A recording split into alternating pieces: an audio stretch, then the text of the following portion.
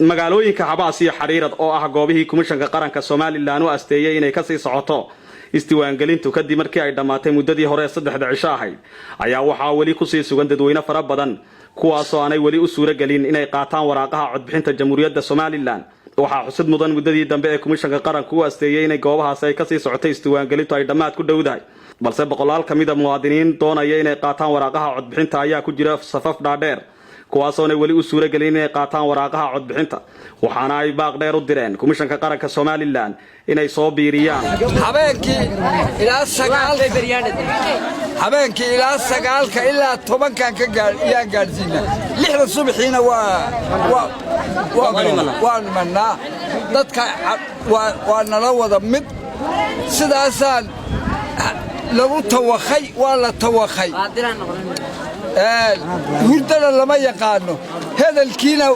waa xabad quraata waxa meesha noo taal xabadayna mid ku filaanaysa 3 cishaad sheegaysaa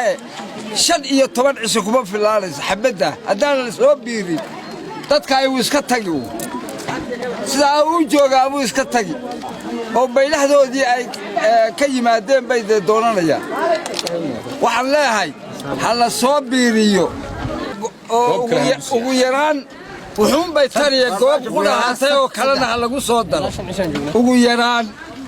haday kalena hala nooga badiyo waxaan naga codsanaynaa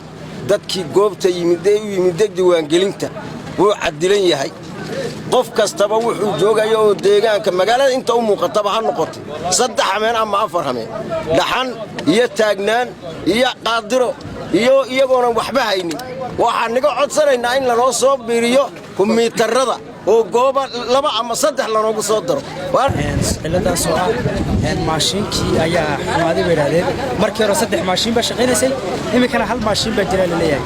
marka wala ilaa 4 cisho ilaa 5 cisho ayaa joognaa meesha tarihiina uu dheer yahay dadkiina way badan yihiin marka waxaan ka codsan lahaa in ay maxay ahaayeen dadka adalka bulshada xarad waxay u taagan yihiin si ay isu diiwaangeliyaan waa muwaadiniin dalka u dhashay Soomaaliland isaas daraadeed goobihii ay iska diiwaangelinayaan oo aad ugu yar darteed dulkii waa jam imika waxaana loo reebay hadaan degmada xarad goob kale taana loo reebay goobtaana hadaan degmada xaradna aad ugu filo anagoo ah bulshada ku dhaqan degmada Xariirad waxaan ka codsanaynaa Komishanka Qaranka Soomaaliland inay muddo kordhin markii hore muddo kordhin bay sameeyeen haddana kombiyuutarada noo soo biiriyaan baan ku codsanaynaa muddadana ay noogu sii biiriyaan sababtoo ah waad arkaysaan dadkii xarradeena waxigeeda ku noolaa inay magaalada buuxdaafiyeen goobta kaliya la reebana kuma filo dadka sidaa darteed waxaan leenahay komishanka noo biiriya ka furan bali dadkan inta badan isdiiwaangelinaya ay deegaankan waa reemi qofkii dadkii reemigii haddii uu imikadan la diiwaangelinayo wuxuu leeyahay xoolaan ka imidayo anigu waan iska laamaya waan iska tagaya dhibaato naga haysata dadkii reemigii in badan siyaasay naga tagtay